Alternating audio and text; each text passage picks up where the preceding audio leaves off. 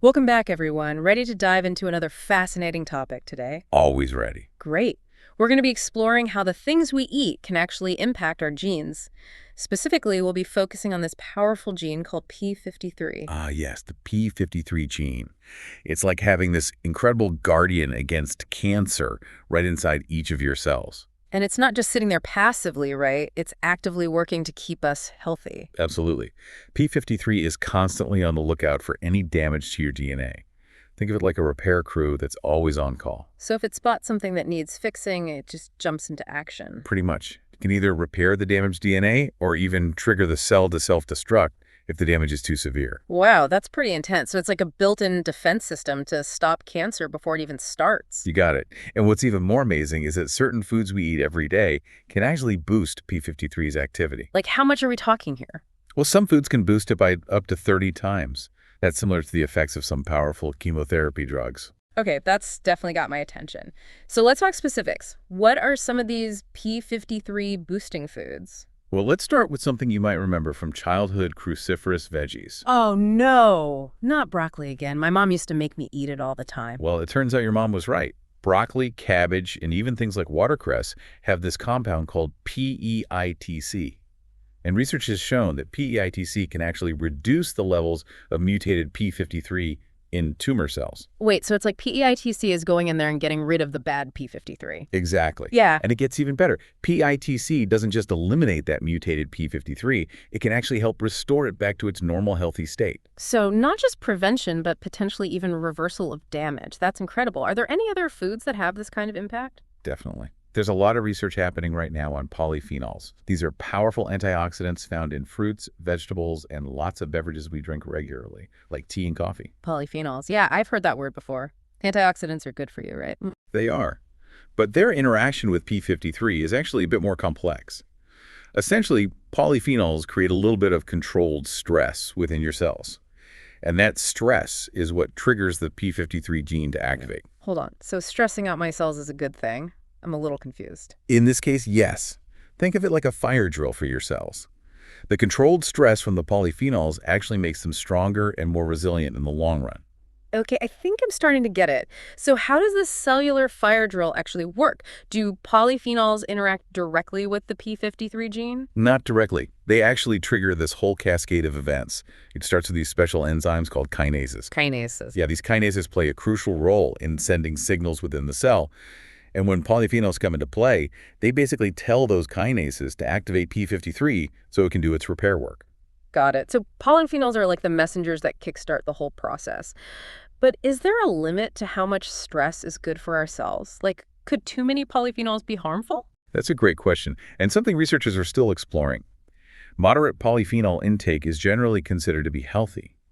But there is some concern that excessive amounts could potentially contribute to DNA damage. Ah, so it's all about balance. That makes sense.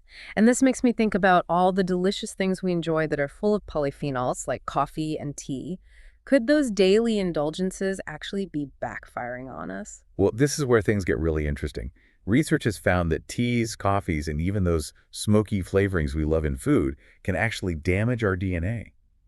Seriously, so my morning coffee could be secretly sabotaging me. It's not quite that dramatic. But these drinks and flavorings contain certain chemicals like pyrogallol and gallic acid, and those chemicals can trigger P53 activation because of DNA damage. Wow, so there's a bit of irony there. The things we enjoy for their taste and potential health benefits might actually be causing some harm at the cellular level. Right, it's a good reminder that even things we consider harmless can have these complex effects on our bodies. Moderate amounts of coffee or tea are probably fine, but it's something to keep in mind if you're a really heavy drinker. So everything in moderation, as they say. But let's switch gears a bit and talk about some nutrients that have a more positive impact on P53. What about vitamins C and D? Oh, excellent examples. Vitamin C has been shown to increase P53 levels in certain cancer cells, specifically in colon cancer cells.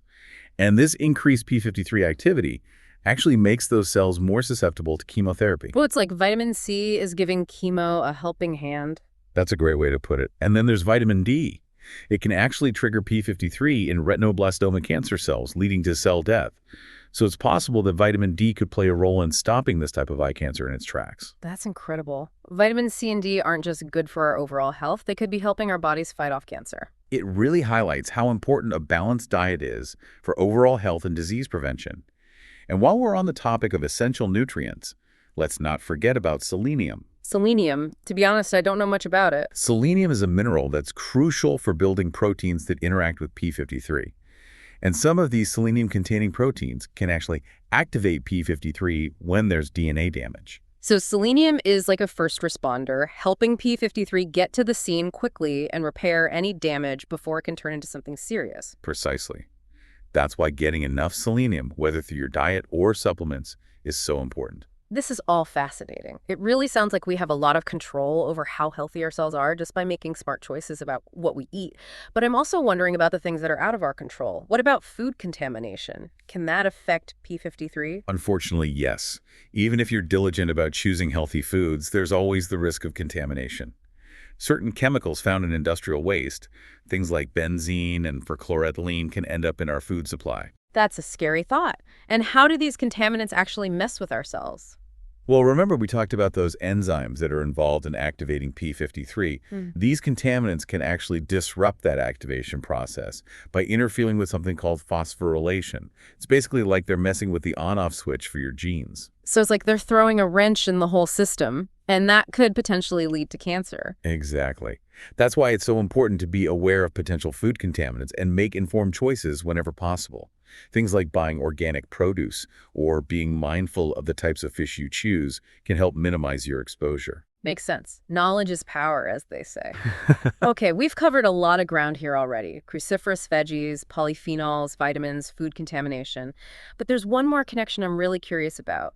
What about the link between obesity and P53 activity in our blood vessels? Ah, yes. This is a relatively new area of research, but it's already yielded some fascinating insights.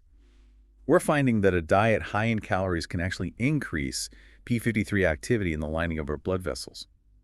This lining is called the endothelium. So those extra calories aren't just affecting our waistlines, they're actually impacting the cells that line our entire circulatory system. Precisely. And this is where things get a little concerning. Increased P53 activity in the endothelium can actually disrupt how our bodies regulate blood sugar.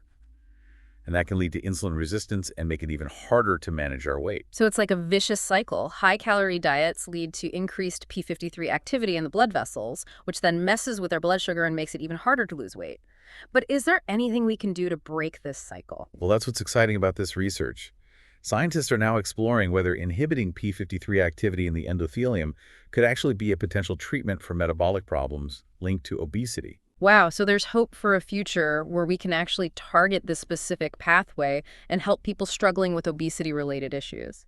It's still early days, but the research is incredibly promising. It could have huge implications for treating these kinds of diseases down the road. That's fantastic news. It really underscores how important it is to keep exploring these connections between our diet and our genes. Absolutely. And you know what? I think it's time for us to take a break and let our listeners absorb all this incredible information before we dive even deeper. That sounds like a great idea. So much we've uncovered about diet and this P53. It's amazing how much influence food has on this powerful gene. I know, it really makes you think twice about what you're putting on your plate, right? Exactly, like those cruciferous veggies, not just good for you in general, but they can actually help bring your P53 back to a healthy state if it's become mutated. Yeah, that PEITC compound, it's like a tiny superhero working to protect your cells. Exactly, and then you have those polyphenols, they're like the personal trainers, giving your cells a little workout to make them stronger. I'm definitely looking at my morning smoothie in a whole new light. Now it's like a power-up for my P53. But remember, it's not all sunshine and roses, right? We also discovered that some things we love, like coffee and tea, can actually cause damage to our DNA. Yeah, that was a bit of a bummer to hear, but I guess it just goes to show that even seemingly harmless things can have these hidden effects. Exactly. It all comes back to that idea of balance. Moderate amounts of coffee or tea are probably fine, but it's worth being mindful if you're a big coffee drinker. Good advice. And what about those vitamins we talked about? C and D, they seem like they're really pulling double duty, boosting our immune systems and potentially even helping fight off cancer. Incredible, isn't it? Something as simple as getting some sunshine or eating an orange can have a big impact. And then we have selenium, kind of an unsung hero in all of this, helping to activate P53 when it finds DNA damage. Like having a repair crew, always on call, ready to go. It really is amazing how complex our bodies are and how everything is connected. But of course, even with these amazing internal defenses, we also have to think about those things that are out of our control, like food contamination. Right. Even when you're trying your best to eat healthy, there can still be those hidden dangers. Exactly. It's like you're trying to do everything right, but then these unexpected challenges just pop up. That's why being informed and aware is so important. Things like buying organic or being careful about the types of fish you eat. Precisely. Knowledge really is power when it comes to navigating all the complexities of our food system. And then there's that fascinating connection between obesity and P53 activity in our blood vessels. Yeah, who knew that those extra calories could actually be triggering these changes in our blood vessels that could lead to even more problems? It really shows how interconnected everything is. And the research on potential treatments targeting that P53 activity is really exciting. Definitely gives you hope that we can break that cycle. Now, before we go any further, I think it's time for us to take a step back and let all our listeners process all this amazing information. Great idea. We've covered a lot of ground, from the amazing power of P53 to the ways our food choices can impact its activity. You've learned about the amazing compounds in cruciferous veggies, the cellular workouts provided by polyphenols, and those potential risks hiding in some of our favorite drinks. The immune-boosting effects of vitamin C and D, the repair crew always on call thanks to selenium, and how important it is to be mindful of things like food contamination. We even dug into that connection between obesity and P53 activity in your blood vessels. And now we want to leave you with a final thought-provoking question to ponder as we take this break. We've seen how small dietary changes can influence this P53 activity, and how P53 plays this vital role in protecting you from cancer, keeping your cells healthy. So knowing all this, what changes might you consider making to support your own cellular well-being? It's a great question to consider and maybe even discuss with your healthcare provider to come up with a personalized approach. This deep dive has hopefully sparked some curiosity and given you a sense of empowerment when it comes to your health. Remember, knowledge is power, and the more you know, the better equipped you are to make choices that support a long and healthy life. We've just scratched the surface today, but we hope you're feeling informed, engaged, and ready to keep learning. And remember, there's always more to discover, so stay curious. Now, don't go rushing off to completely overhaul your entire diet just yet. Balance is key. Exactly. It's not about making these drastic changes overnight, but rather making informed choices based on the latest research and your own individual needs. We hope this deep dive has given you a deeper appreciation for the complex relationship between your diet and gene expression. Food isn't just fuel. It's information that your cells use to function at their best. And with knowledge comes power, the power to shape your own health and potentially even reduce your risk of disease. It's truly remarkable to think that something as simple as choosing an apple over a bag of chips could have this ripple effect on your very DNA. I know, I'm feeling inspired to take a look at my own plate and see what changes I can make. I think that's a fantastic takeaway from today's deep dive. So to all you deep divers out there, keep exploring, keep learning, and keep making choices that empower you to live your healthiest life. And as always, remember there's always more to discover, so stay curious.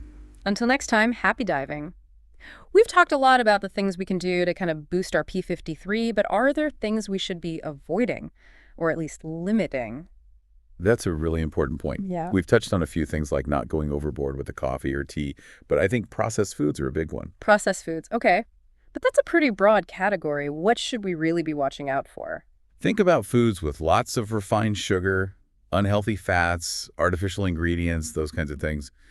They can cause a lot of inflammation in the body, and that chronic inflammation can actually interfere with how well your P53 functions. So it's not just about adding the good stuff, but also taking away some of the bad. Exactly. It's about being mindful of what you're eating, not necessarily depriving yourself or following these super strict diets, but just being more aware of the ingredients and making choices that really support your health. That makes sense. So if we're trying to optimize our diet for P53, what would that actually look like? What would a typical day of meals be like?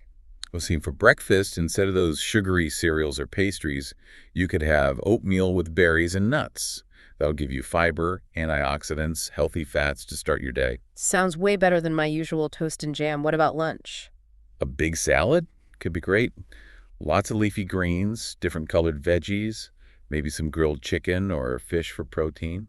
A little olive oil and lemon juice for flavor. Okay, I'm getting hungry just listening to you. How about dinner? Maybe some baked salmon with herbs and spices. You could have that with roasted veggies, things like broccoli, sweet potatoes, Brussels sprouts. All of that sounds delicious and good for you. And of course, snacks are important too, right? Of course, instead of reaching for those processed snacks, grab some almonds, a piece of fruit, or some veggies with hummus. It's pretty amazing to think that just making these simple changes can actually make such a difference for our genes and our health. That's the power of food, right? It's not just about calories. It's about giving your body what it needs to thrive at the most basic level. This whole deep dive has been so eye-opening. I know I'm definitely going to be more mindful of the choices I'm making, both at the grocery store and in the kitchen. It's a journey, not a destination, right? Every little step counts. Well said. We hope you've enjoyed this deep dive into the world of P53 and diet. Remember, knowledge is power, and understanding this connection between what we eat and how our genes work can really help us make healthier choices. Thanks for joining us. Until next time, keep exploring, keep learning, and keep taking care of your amazing body. That's it for today's deep dive. Thanks for listening.